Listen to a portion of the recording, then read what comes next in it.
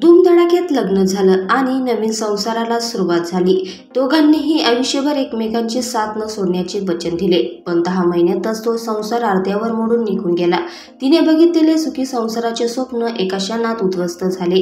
ही हृदयद्रावक मन हिलावून टाकणारी घटना घडली बीड जिल्ह्यातील अंबाजोगाई तालुक्यात। रस्ते अपघातात दरवर्षी अनेकांना आपला जीव गमवावा लागतो। असा भीषण अपघात बीड जिल्ह्यात घडला आहे, जिथे एका नवविवाहित तरुणीने लग्नाच्या 10व्या महिन्यानंतर पतीला गमावलं आहे। या घटनेनंतर कुटुंबासह संपूर्ण जिल्ह्यात शोककळा पसरली आहे। अंबाजोगाई तालुक्यातील आंबासाखर कारखाना रोडवरील सातेफळ फाट्यानजीक मोटरसायकलची समोरासमोर जोरदार धडक झाल्याची घटना बुधवारी रोजी सायंकाळी घडली आहे।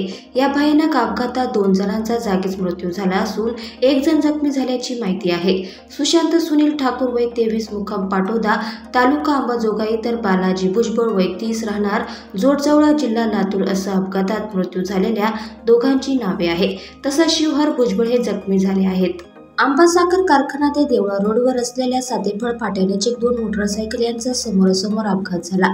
अपघात इतका भयानक होता की दोन्ही मोटरसायकलच्या हेडलाईटच्या भागाचे अक्षरशः तुकडे तुकडे झाले होते। अपघाताची माहिती समजताच परिसरातील कुंभेफळ, सातेफळ, ममुदापूर, पाटोदा येथील नागरिकांनी घटनास्थळी धाव घेत अपघातातील जखमींना अंबाजोगाईच्या स्वामी रामानंद तीर्थ ग्रामीण शासकीय रुग्णालयात उपचारासाठी दाखल केले।